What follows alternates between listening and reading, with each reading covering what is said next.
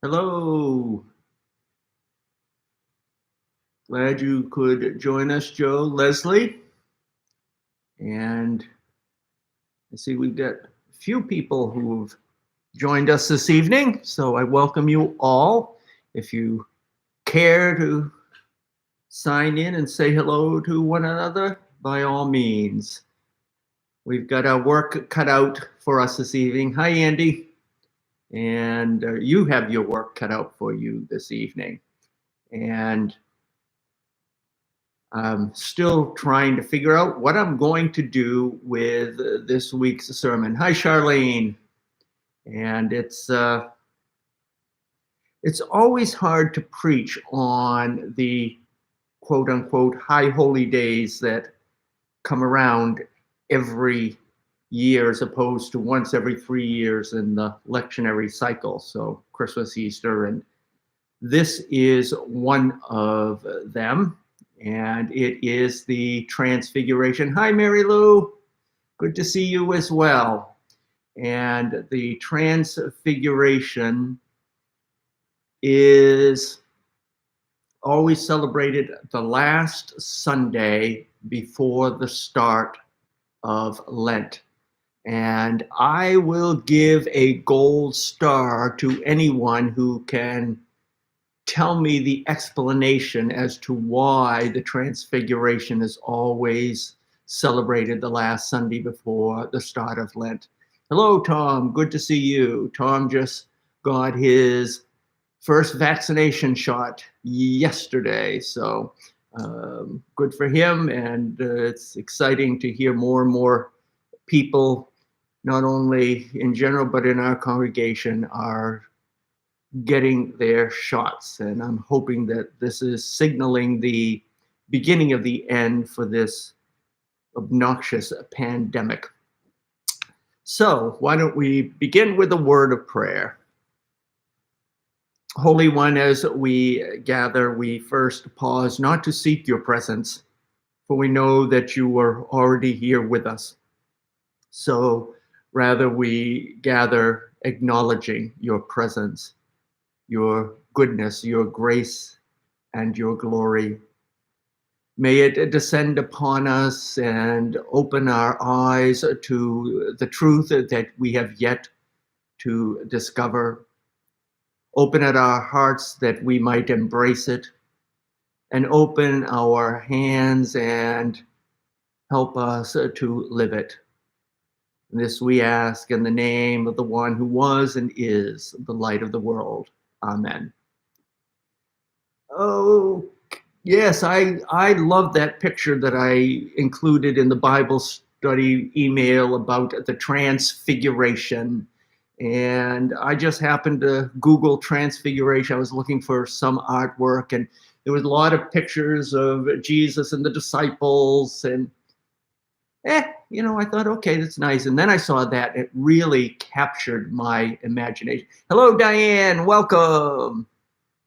And it has a bit of the mystery and the majesty of what it must have been like on that mountain.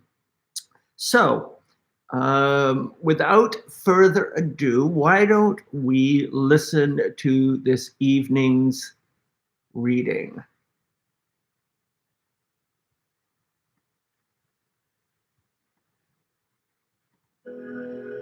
And after 6 days, Jesus took with him Peter and James and John, and led them up a high mountain by themselves.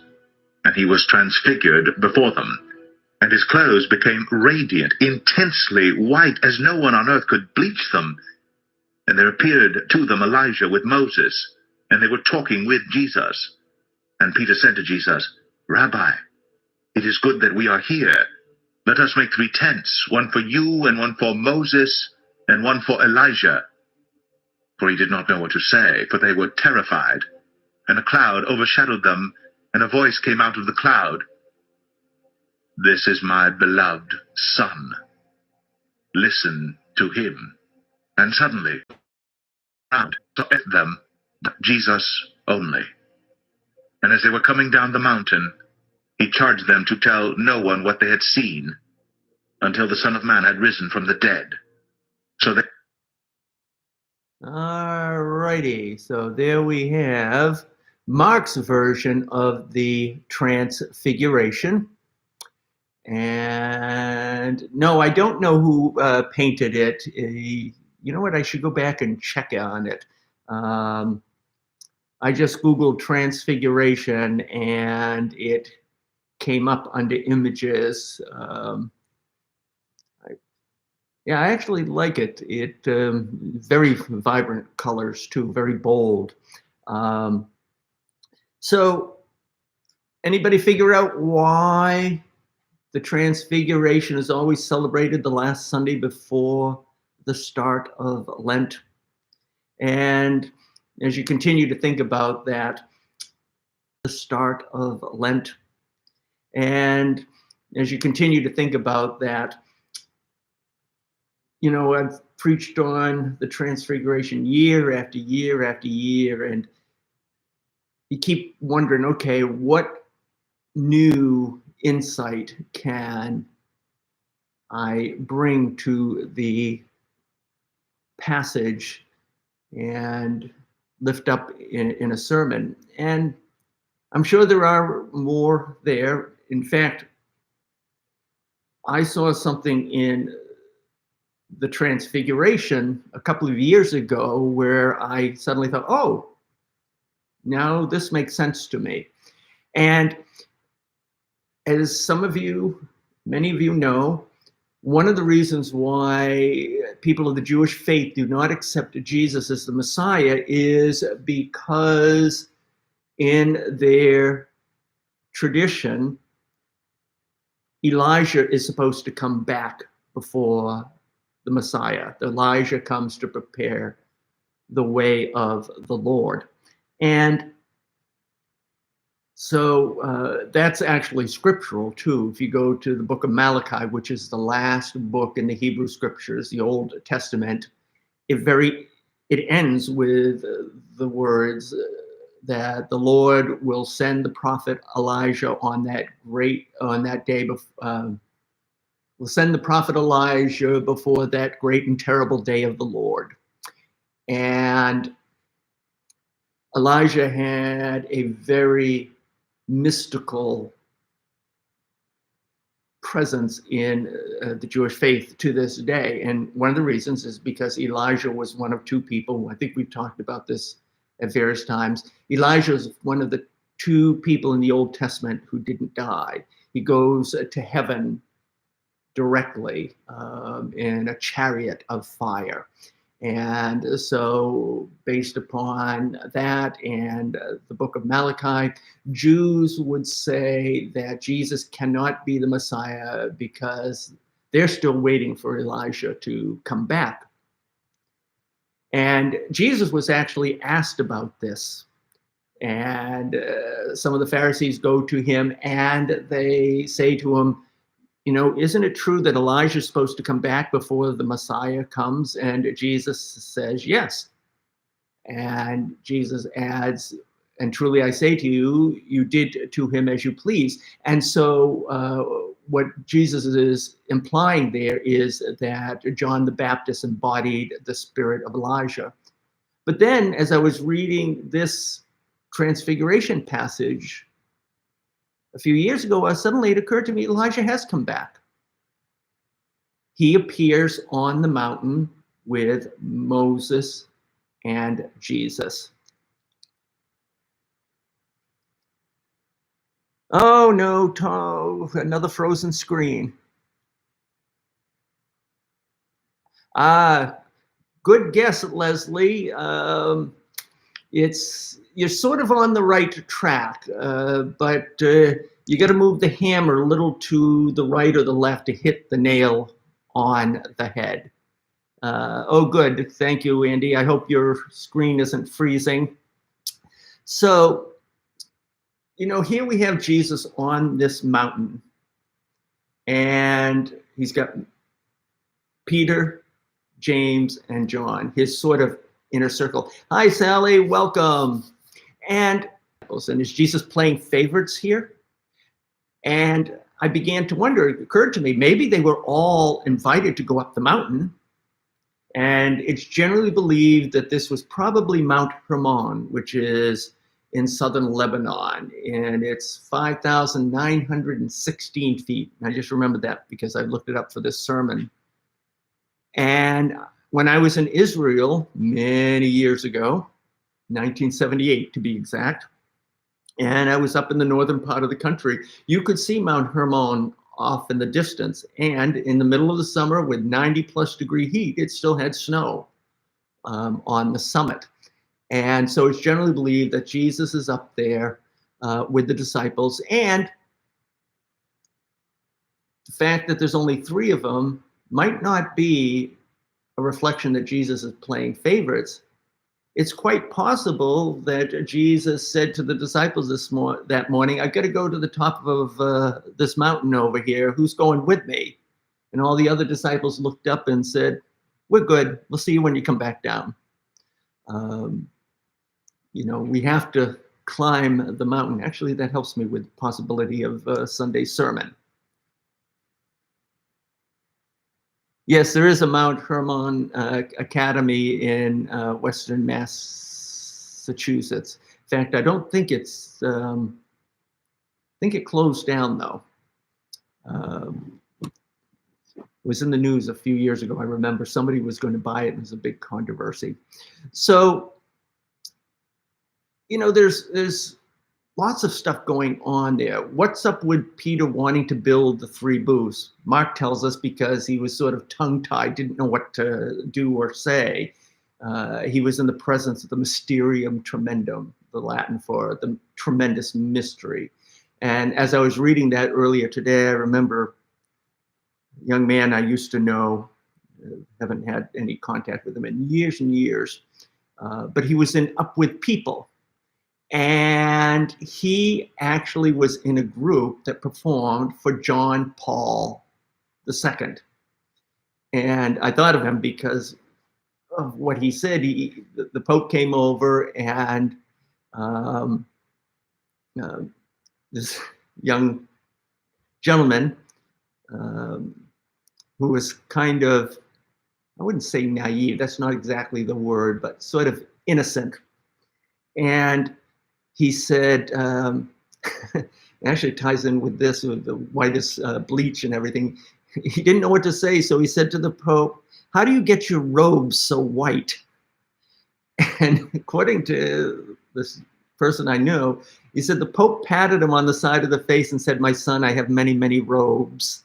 But yeah, Peter says, "I'll build three booths, one for you, one for Moses, and one's for Elijah." What's up with that? And you could do a sermon on, this is my beloved son, listen to him. And, how closely, how well do we listen to him? But I kind of gave a sermon on that a few weeks ago. So that one is out.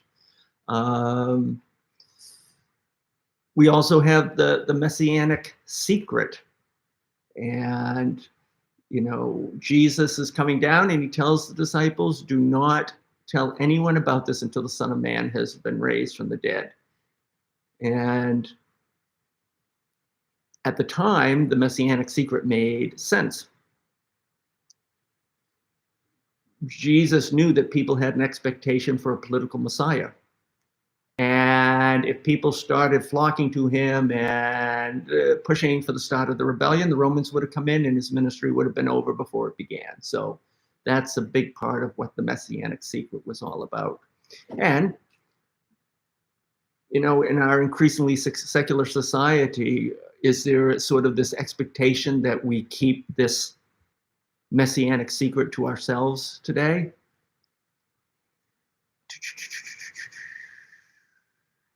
Yes, I believe that Dwight Moody did found the Academy.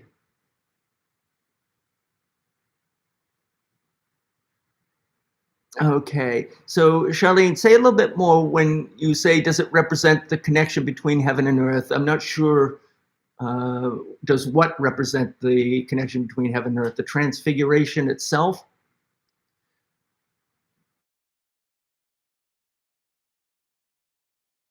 Because mountains, particularly in ancient times, were considered closer to heaven, so it was a place you went to get close to God. Yeah, that's right. That's a good question. How did the disciples know it was Moses and Elijah? And they certainly didn't have pictures, photographs. Um,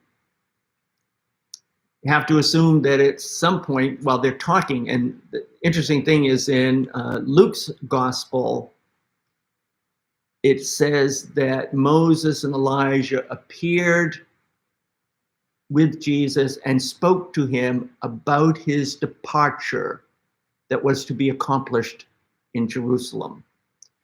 And so you have to assume, I guess, that Peter and maybe the other disciples, they're hearing this conversation, and one way or another, they kind of put two together and realize who these two individuals are.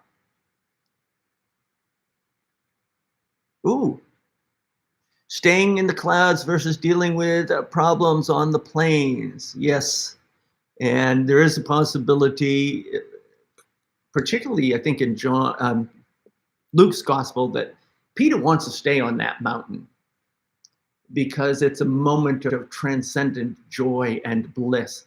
And there's a part of Peter that doesn't want to go back down into the valley and deal with all the headaches and the hassles that he knew were waiting for him down there. And yet, isn't that part of what faith is all about? Faith isn't just staying on the mountaintop and experiencing the joy and the bliss. Faith is going down into the valley and rolling up your sleeves and getting your hands dirty.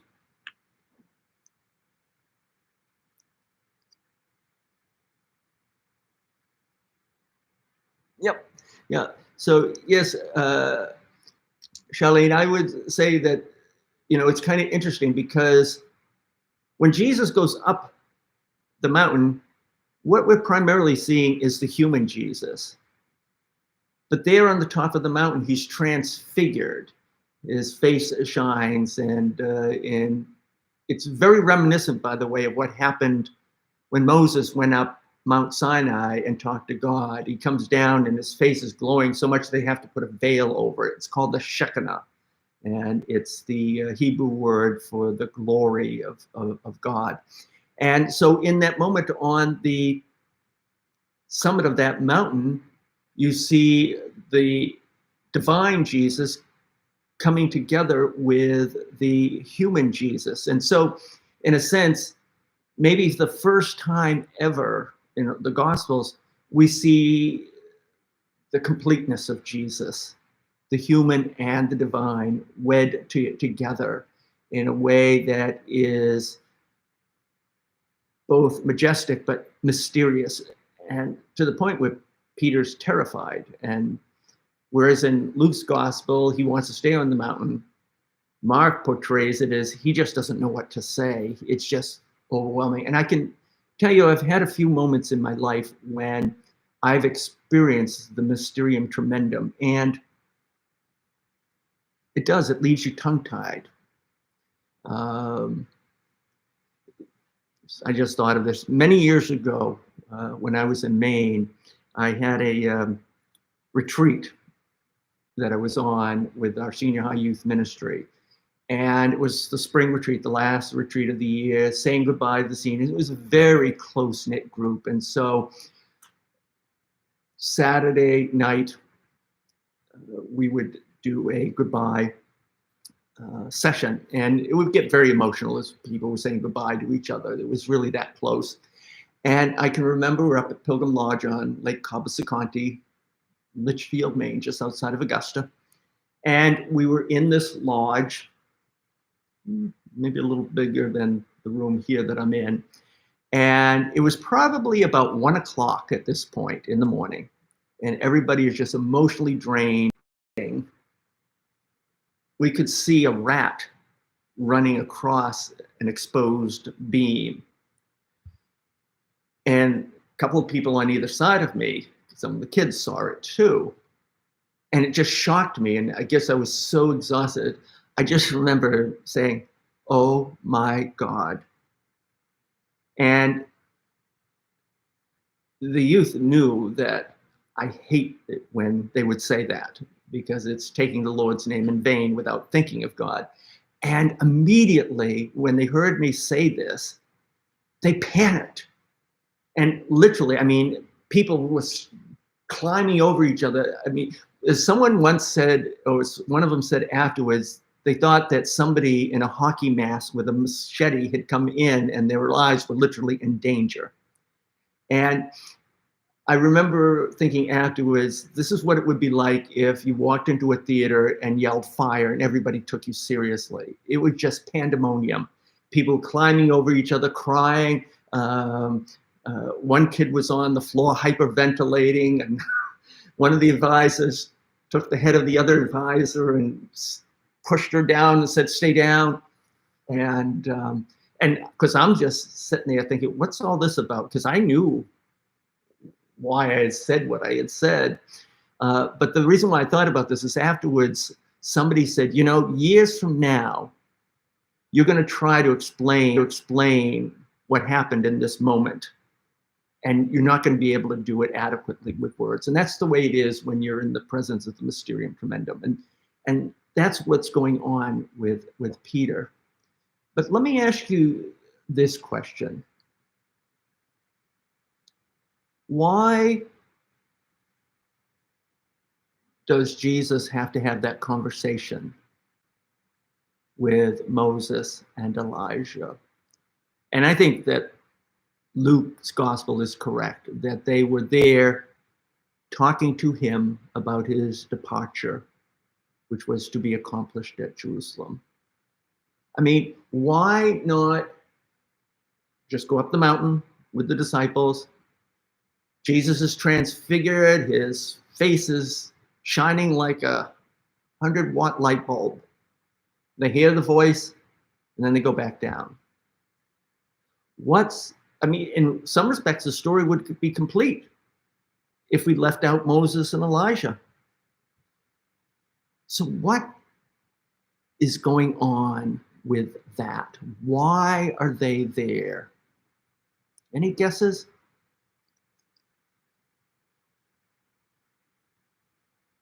Yep. Jesus, where God's saying, this is my beloved son, listen to him. Absolutely, there's that connection. In fact, in the early church, when they were coming up with the Nicene Creed, there's a big debate over a word. And the question was, would the wording say that Jesus was made by the Father or begotten of the Father? And in some respects, it seems like a silly little argument, but it's really much more significant like that, because when you make something, there's a distinction between the creator and the created. So when I was in middle school and took shop, I made a knick-knack shelf. Okay, I created that, not easily, I will say, but I made it. And so there's a hierarchy: maker, made, creator, created. And so they finally decided to say begotten, not made, which means that Jesus is of the same essence of God. And yes, it definitely confirms the divinity of Jesus, but Moses and Elijah aren't there to confirm the divinity of Jesus. That's being done by the change in his appearance and the voice from heaven. They're not there for that reason. They're there for another reason. And as we have already mentioned, they're talking to him, which was to be accomplished at Jerusalem. Now, Jesus certainly knows what's the game plan. So it's not like Moses and Elijah are telling him anything he doesn't know already.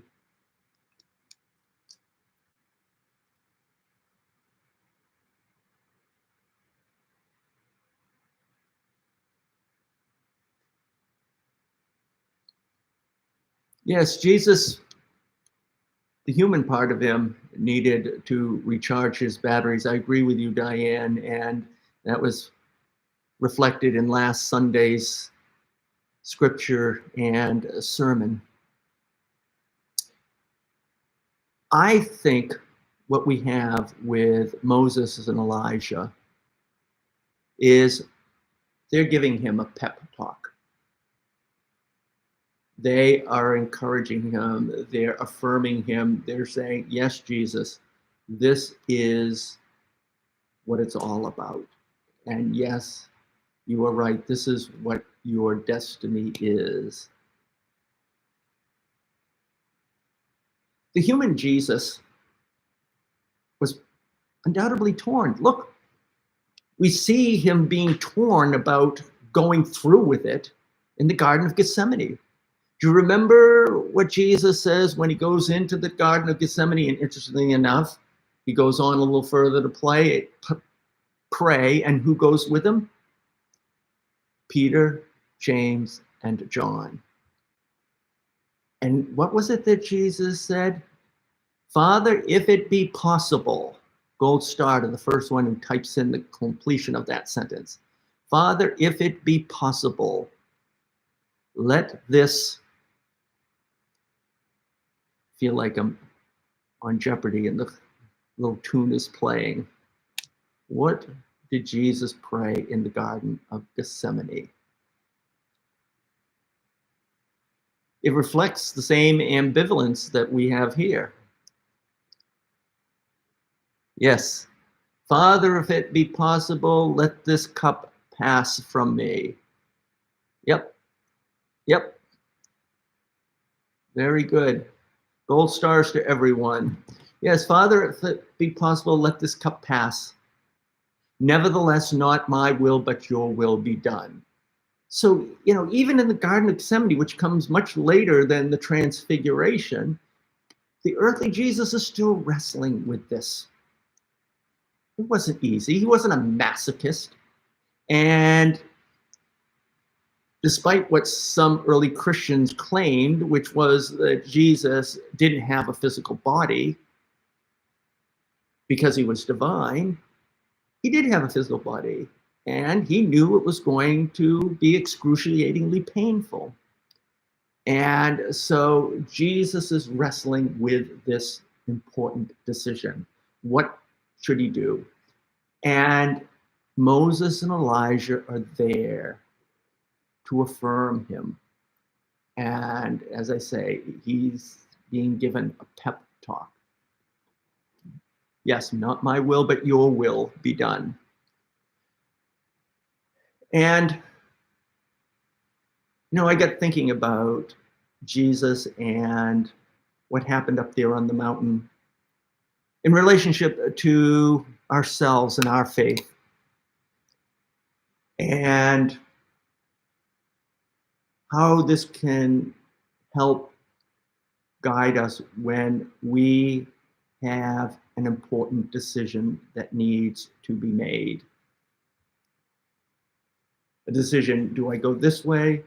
Do I go that way? Do I do this? Do I do that? And I've said this many times over the years. When someone comes to me for a little pastoral counseling, they already know what it is they need to do. Invariably, they have a good sense of what they need to do. They're just hoping that I might be able to think of an easy out of the situation. And so, in large part, when I do pastoral counseling, it's similar to what happened there with Moses and Elijah. It's helping people to see the path that they already know that they have to follow. And here's something else that I will throw out there as a way of knowing what it is that you need to do.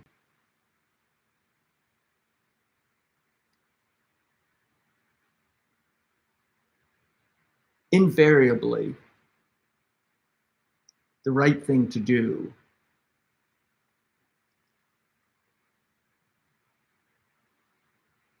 Oh, interesting, Diane. Yes, his humanity makes it much easier to relate to Jesus. If we just had a Jesus who is divine, it would make it harder for us to relate to him. And yes, he he was like us in every way except for sin. And that's a whole nother theological discussion. I have my thoughts on that. But we'll save that maybe for next week, because next week, with the start of Lent, the lectionary reading will be the temptations in the wilderness.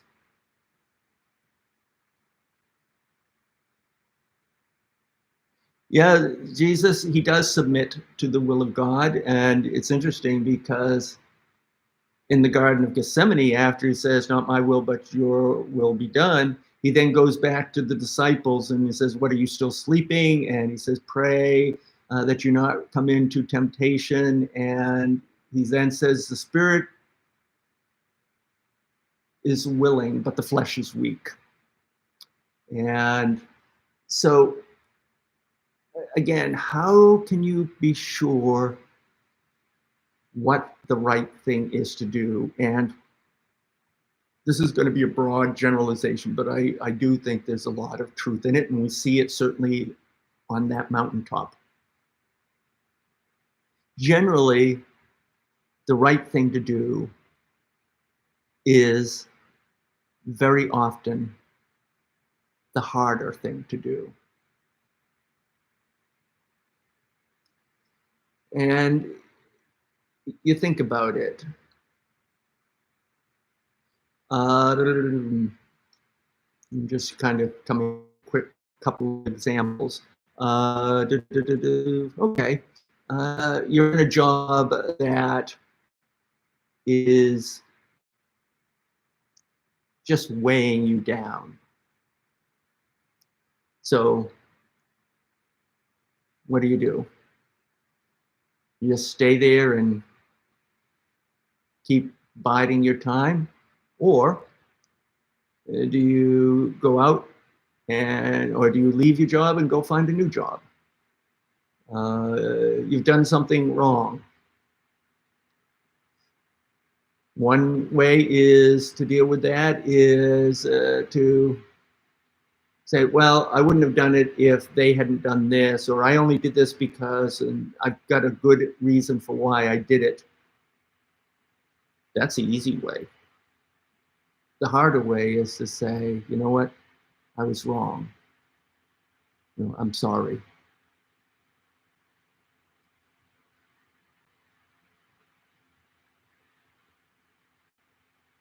Yeah, you're absolutely right, Sally. I think that they were confirming, Moses and Elijah, that Jesus was doing the right thing. He was on the right path. And, it's just very moving for me to see Jesus up there at this moment when his divinity is shining forth, that he's still struggling with what he knows he's going to have to do. And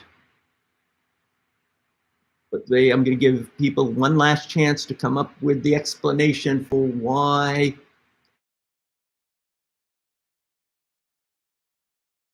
Transfiguration, start of Lent. And I come back to it because I'm about to give you the answer, because it ties in with everything we've been talking about, what happened there on the top of that mountain.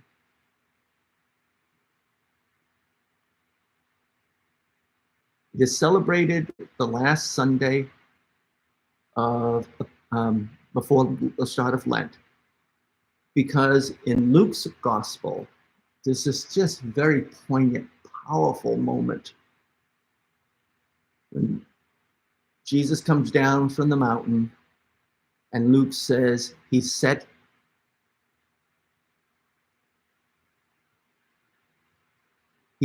his face to go to Jerusalem. And that is I'm trying to think of Greek plays, the denouement, that point at which you reach the climax, or the turning point, and then the rest of the play leads to its inevitable conclusion. That's what happens on top of that mountain. Is Jesus makes that final firm decision, and he comes down and he sets his face to go to Jerusalem. He's made the decision. You know what? It would be so easy for me to go back to Nazareth and continue to work in my father's carpentry shop. I can still do some preaching on the side and, maybe do a little healing here and there. But instead he comes down and he sets his face to go to Jerusalem. He takes the path that is the hardest, but it's the right one.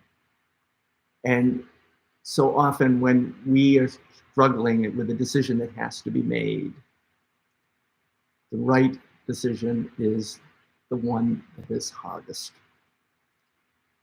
Maybe not always, but my experience is a lot of times it's the harder of the options that are out there.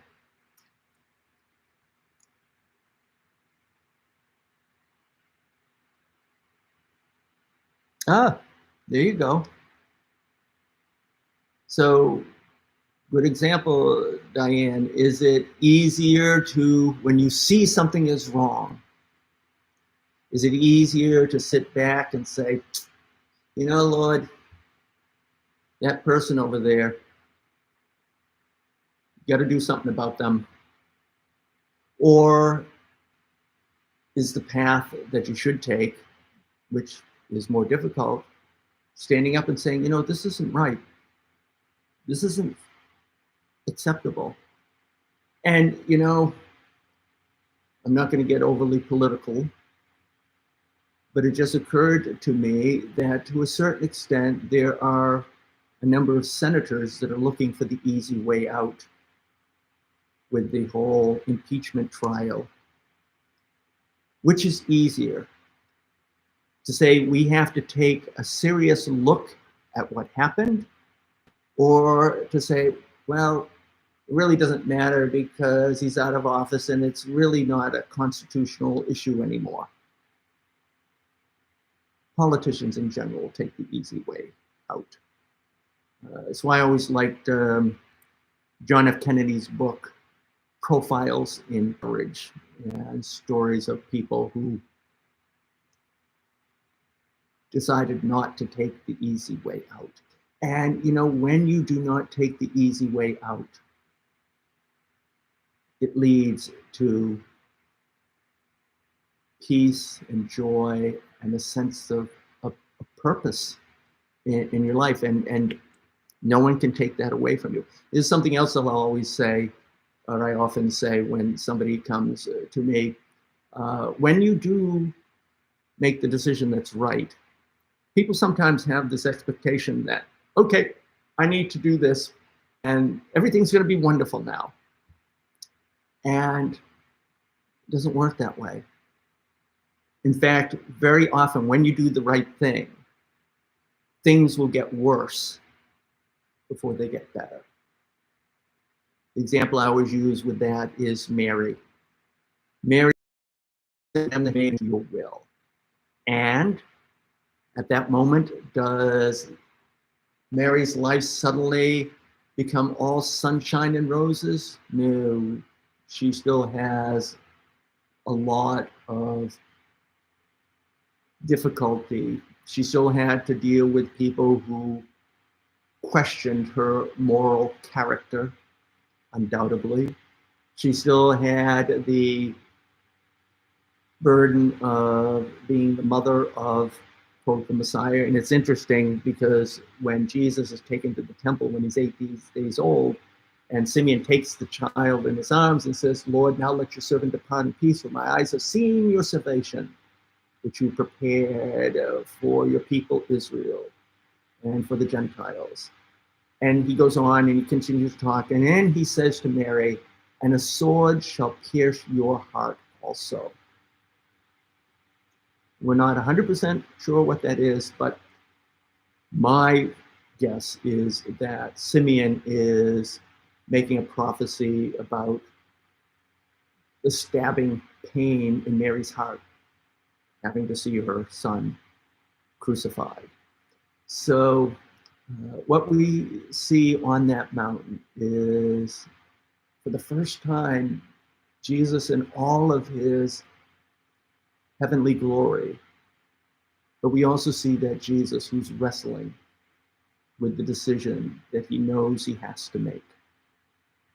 And he comes down and he sets his face to go to Jerusalem. Now, there's a whole nother sermon in here, which is we all need people like Moses and Elijah. We need people who cheer us on, who encourage us to do what we know we need to do, even though we know it's going to be hard to do. And, isn't that what a community of faith is all about? And isn't that what the body of Christ is all about? And particularly in these times, isn't it the voice, the prophetic voice calling God's people to do the right thing and calling forth the best in us?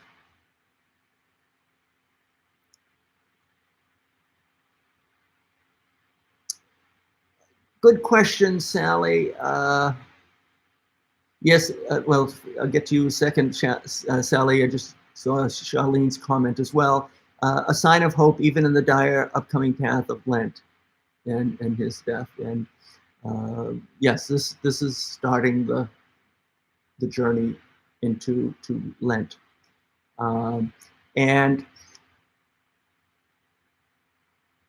Jesus clearly does understand the effect that this is having on his disciples. I'm just going to look here.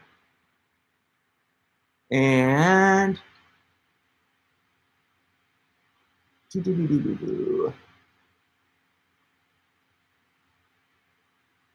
it's not in Mark's gospel. Mark does say that they were terrified, but in either Matthew or Luke's gospel, Jesus goes over to Peter and the disciples and he says to them, be not afraid. And so he is aware of what effect this has had on them. And then they go down the mountain, and in Luke's gospel, Father comes running up and he's all upset because he brought his son to the disciples to cast out a demon and they couldn't do it. And so Jesus ends up having to do it for them. So anyways, we'll see where all of this goes on Sunday. I still have my work cut out for me. But I do think that I'm going to go in the direction of difficult decisions. And, it also ties in with the whole journey of Lent. What was it that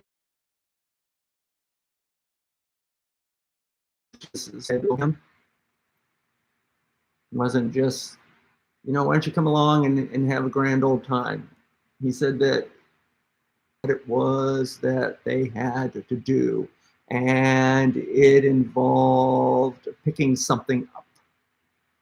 Let's see if we can hand out a gold star before we end for this evening.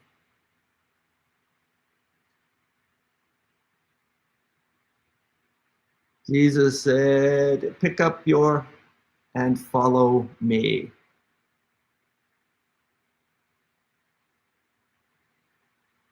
I'll give it a countdown of 10, and then I'll give the answer. 10, 9, 8, 7, 6, 5, 4, 3, 2, 1. And good guess, Tom, but it's not a yoke. He said, take my yoke upon me. Pick up your sword. It's another good effort. You know, what Jesus said was, take up or pick up your cross and follow me. And I think that might be something I'm going to reflect on this Lent. What is the cross that I have been asked to carry? And that's the difficult decision, maybe, that we need to look at. So I thank you all for taking some of your valuable time to be here with me this evening. Oops, sorry about that.